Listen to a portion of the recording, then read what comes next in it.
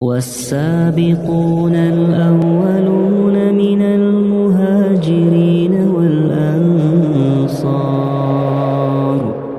والذين اتبعوهم بإحسان رضي الله عنهم ورضوا عنه.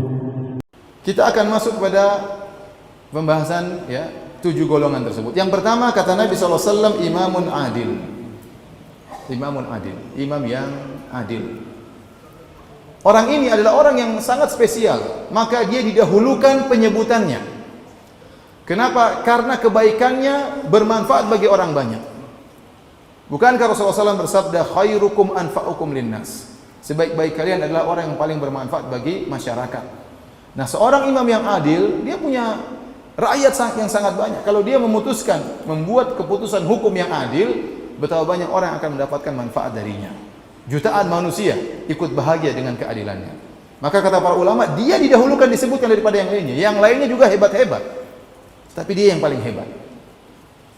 Kata Ibn Rajab Al-Hambali, kenapa dia hebat?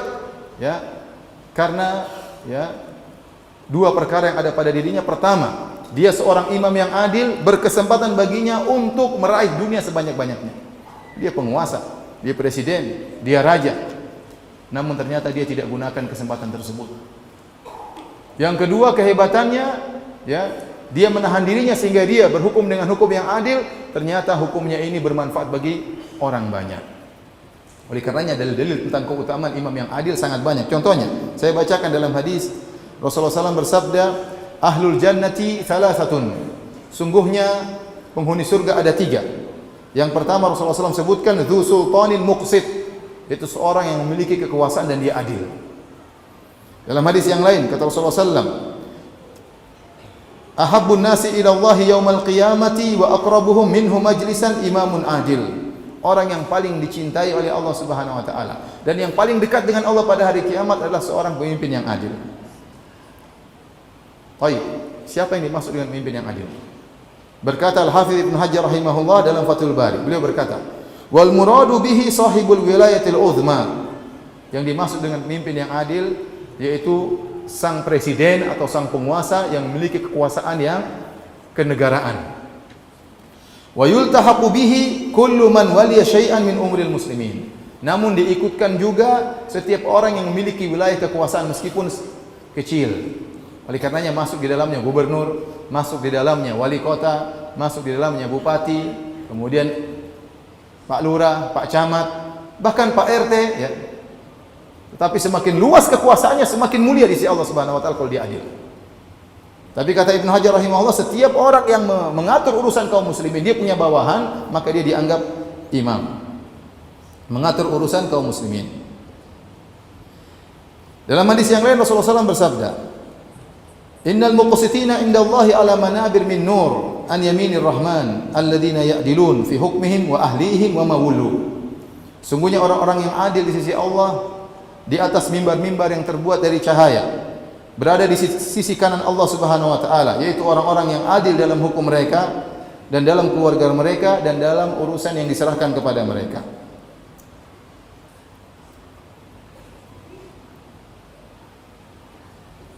Oleh karenanya, imam yang adil berkaitan dengan semua pemimpin, baik pemimpin dalam skala besar, wilayah yang besar maupun dalam skala yang kecil, dan masing-masing mendapatkan keutamaan sesuai dengan wilayahnya. Maka saya katakan, jika Anda memiliki jabatan, kesempatan Anda untuk masuk dalam hadis ini.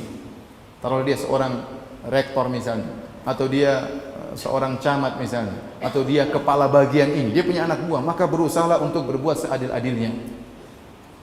Munculkan hukum yang bermanfaat bagi masyarakat. Kenapa? Yang akan bahagia banyak orang. Kalau Rasulullah SAW mengatakan di antara amalan yang paling dicintai oleh Allah Subhanahu wa taala, sururun tudkhiluhu ala qalbil muslim. Rasa senang yang kau masukkan dalam hati seorang muslim, itu Allah senang. Apalagi kau masukkan rasa senang kepada banyak orang, kepada ribuan orang, kepada jutaan orang. Luar biasa. Saya tidak bisa bayangkan bagaimana seorang presiden yang adil. Seandainya suatu negara rakyatnya 200 juta, kemudian presidennya adil, membahagiakan 200 juta orang, betapa banyak pahala yang dia dapatkan. Oleh karena Ibnu Taimiyah rahimahullahu taala sangat memuji seorang pemimpin yang adil. Dia berkata apa? Fa idza ijtahada ar-ra'i fi islahi dinihim wa dunyahum bihasabil imkan, fa innahu afdalu ahli zamanihi wa kana minal mujahidin fi sabilillah.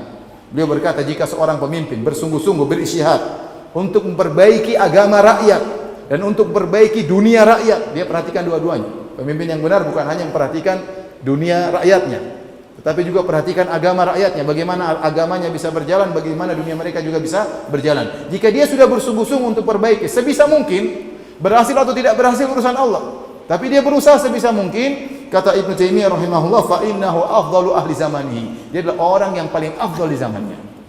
Kenapa? Dia sedang memikirkan banyak orang. Kita peduli dengan satu orang, pahalanya besar. Antum bayangkan, ada seorang dimasukkan surga oleh Allah gara-gara apa? Gara-gara dia memindahkan gangguan di jalan. Kenapa? Dia pikir orang lain, ini gangguan, jangan sampai gangguan, dia pindahkan, masuk surga. Masuk surga. Bagaimana lagi kalau dia memikirkan ratusan juta orang, dia memikirkan puluhan juta orang. Orang ini mujahid, kata Ibnu Taimiyah rahimahullah. Berat memang, cobaannya banyak. Banyak orang yang menentang, tapi kalau dia bisa berusaha, masalah berhasil enggak berhasil urusan Allah Subhanahu wa taala. Tapi kata Ibnu Taimiyah, fa idza syahada ar-ra'i, kalau dia berusaha dengan sungguh-sungguh, maka dia adalah afdalu ahli zamani. Dia adalah orang yang terbaik di zamannya.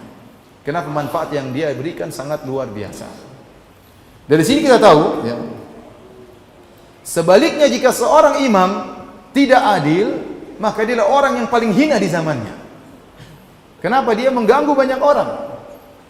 Kalau kita berbuat zalim sama satu orang, kita akan disidang oleh Allah Subhanahu wa taala dan kita akan dialog di hadapan Allah Subhanahu wa taala. Ya. Kita berbuat zalim sama orang ini akan nuntut sama kita pada hari kiamat di hadapan Allah Subhanahu wa taala. Satu orang kita zalimi bahaya. Oleh karena diriwayatkan dari Sufyan Ats-Tsauri, dia mengatakan lebih baik engkau bertemu dengan Allah dengan membawa 70 dosa antara engkau dengan Allah daripada kau bertemu dengan Allah dengan membawa satu dosa antara engkau dengan hamba Allah. Jangan sampai kau zalimi orang, meninggal dalam kondisi menzalimi orang. Kenapa? Karena orang ini akan disidang bersama engkau pada hari kiamat kelak dan dia akan menuntut kebaikanmu. Nah, bagaimana lagi jika orang ya kemudian berbuat zalim dan menzalimi rakyatnya?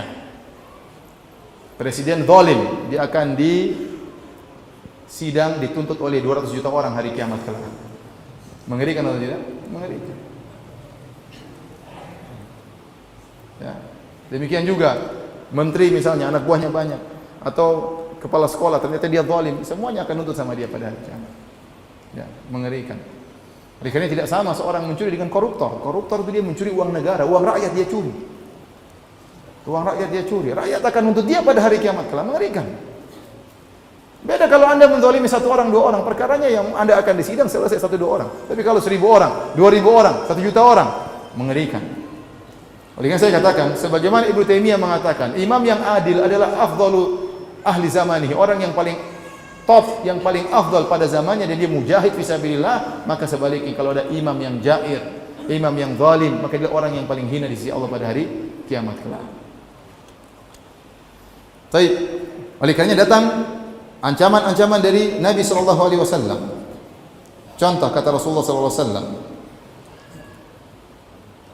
"Ma min 'abdin yastar'ihi Allahu ra'iyatan yamutu yawma yamutu wa huwa ghashun li ra'iyatihi illa harramallahu alaihi al-jannah." Muttafaqun alaih. Riwayat Bukhari dan Muslim. Kata Nabi sallallahu alaihi wasallam, tidaklah seorang diberikan kekuasaan oleh Allah untuk mengatur rakyatnya, kemudian dia meninggal dalam kondisi berbuat curang kepada rakyatnya. Dia tidak nasih, dia tidak berusaha mencari hukum yang terbaik, tapi dia berusaha berbuat curang, dia mengambil harta untuk dirinya sendiri. Dia tidak pikirkan rakyatnya, dia pikir kantong pribadinya. Kata Nabi SAW, harramallahu alaihil jannah, Allah akan haramkan bagi dia surga. Sebagian ulama mengatakan kenapa? Karena dia ini ya ingin membahagiakan dirinya dengan mengorbankan banyak orang. Kebahagiaan rakyat dia ambil untuk kebahagiaan dirinya sendiri, maka pada hari kiamat Allah haramkan surga baginya. Masuk neraka jahanam. Ini ancaman yang ngeri dari Nabi SAW. Rasulullah SAW juga bersabda, "Inna rijalan yatakhawwaduna fi malillahi bighairi haqqin, falahumun naru yaumal qiyamah." Sebagian orang mereka mengolah uang negara dengan cara yang batil, tidak benar, bagi mereka neraka jahanam, bagi mereka neraka jahanam. Kata Rasulullah SAW. Makanya ikhwan, kalau Anda berkesempatan, diberi kesempatan oleh Allah untuk menjadi pejabat, untuk menjadi kepala bagian, gunakan kesempatan ini agar Anda bisa masuk dalam hadis ini, menjadi pemimpin yang adil. Jadi selama Anda punya bawahan, punya anak buah, berarti Anda berkesempatan untuk masuk dalam hadis ini.